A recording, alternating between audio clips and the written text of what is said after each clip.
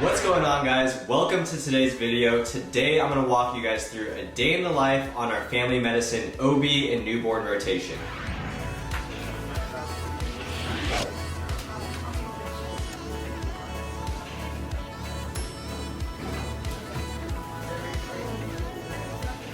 So like every other inpatient service, my day started at 6 a.m., meaning that I had to wake up at 5 a.m. and I'd usually get ready and head to work by 5:30 and then get to work with plenty of time and ready to receive checkout from the night team at 6 a.m. After we received checkout from the night team, we go ahead and pre-round on all of our patients. If you guys don't know what pre-rounding means or attending rounds mean, go ahead and check out my last video where I explained all of that in great detail. After we saw all of our patients during pre-rounding, we'd also do our attending rounds at 9 a.m. Our list was typically pretty short, and the amount of information that you have to report on a newborn that is about 24 hours of life is usually pretty limited, so rounds went by pretty quick, and we were typically done with rounds around 10:30. So after we were done with rounds, we go ahead and do procedures. So this was in my personal opinion, the fun part. We did circumcisions, we did lip ties, and we did tongue ties as well. So during our pre-rounds, we would consent all of our patients for these procedures. And then after rounds, we go ahead and take them back to our procedure room, get those procedures done, and then hand the babies back over to their moms. At our program, family medicine and the OB programs are the only two programs that do circumcisions. Pediatrics don't do circumcisions. And then family medicine is actually the only program that does tongue ties and lip ties. So we don't have any competition with that. If there are pediatric residents who want to get trained in circumcisions, they can go ahead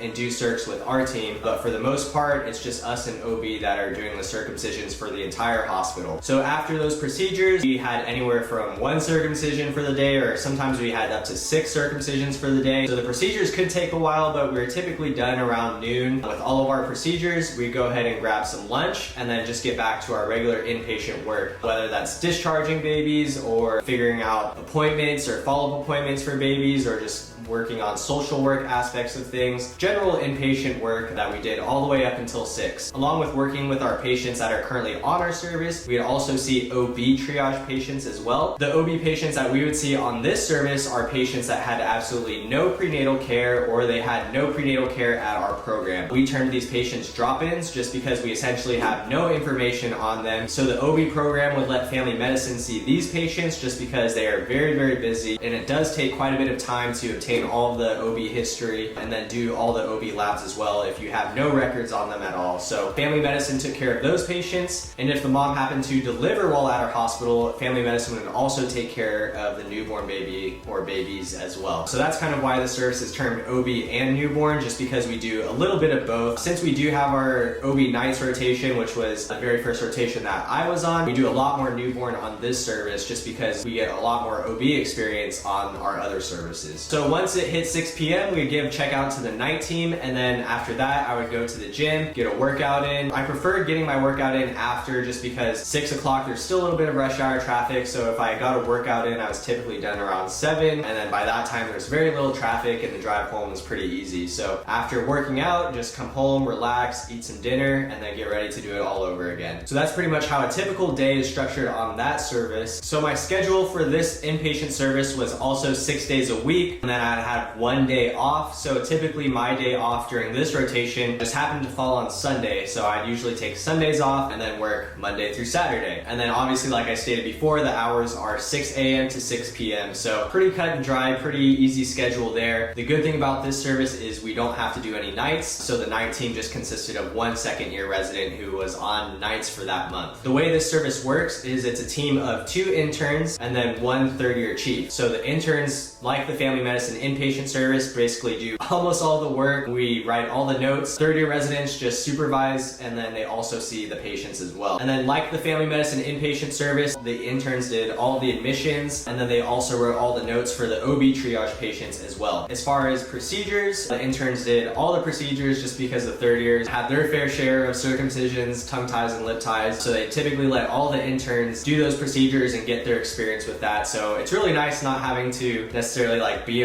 little on the low end and having to fight with your upper levels for procedures. They basically just let all the interns do it, which is a great experience for us. And if we happen to have any OB patients on our service, then the interns would do the deliveries as well and not have to fight with the upper levels for those deliveries. So the way we admitted our patients was every Tuesday and Saturday were our unassigned days, meaning that we admitted all of the babies that were born in the hospital for that day to our team. The remainder of the days, pediatrics took those babies, and then Tuesdays and Saturdays were our days. So Tuesdays and Saturdays were very busy. The following days were also very busy because we'd either have a lot of labs to check up on, we would potentially have phototherapy that we would have to start babies on, and then we would also have to coordinate follow-up appointments for all of our newborns as well. So those days were typically busy, but then Fridays and Mondays were typically some of the slower days just because most of the work was done, basically cleared the list, getting ready for new patients the following day. So overall, I did enjoy this rotation a lot. I really liked working with the newborn patients, and then I felt really comfortable dealing with the OB side of the rotation as well, just because I had a whole month of strictly labor and delivery on nights. So I felt very, very comfortable coming into this rotation. And then as well as like my experience as a med student, I remember the very first time I saw a newborn, I was very, very scared as a med student. After seeing so many newborns as a med student, I felt very comfortable dealing with newborns on this rotation. I guess overall the rotation is maybe not as mentally stimulating just because the amount of medicine required for a newborn baby who's about 24 to 36 hours of life is pretty limited. We didn't actually take any of the more complicated newborn patients or if they had any serious congenital defects. All those babies went to the neonatal ICU team. Fortunately, we didn't get a ton of experience dealing with very sick babies, but we did get a lot of experience dealing with healthy babies, so by the end of this, we feel very, very comfortable with that. I guess the only one time I was kind of concerned during this rotation is I was the only intern on the entire service. My upper level had clinic for the afternoon, and then my attending was also busy in a meeting, so during this time, we had a drop-in patient who had actually delivered at home. She still hadn't delivered her placenta, so I was basically the only one there to take care of this newborn baby who I had no history on. Then I also had to take care of the mom, which I had no history on. So luckily, OBs on the same floor had one of the OB upper levels come in and just supervise while I delivered the placenta, just because like I said, I knew absolutely nothing about the mom. I just wanted to make sure there wasn't any postpartum hemorrhaging or anything like that. Luckily, everything went fine. Baby and mom were both great. Was able to get a full history and physical after everything was said and done. It was a little bit stressful during that time, so the rest of the rotation was very, very chill. I could definitely see myself working with newborns in the future. I don't know if I personally would work inpatient on a newborn service in a hospital, trying to kind of stay away from inpatient medicine. I would be very, very happy to see newborns in my outpatient clinic if I were able to have a clinic that accepted those patients. So yeah, that's pretty much my thoughts on the overall rotation. I'll be happy to go over this rotation again sometime in the spring, but make sure you guys follow all of my social media. I have 2 Instagrams, one EJ_fitness, where I post everything about my life. I post daily on my stories, and then I have a new medical Instagram called Dr_EJ, where I'll be posting exclusively medical content for you guys, so make sure you guys follow those both. Make sure you guys comment down below what you guys want to see for the next video, and I'll see you guys next time.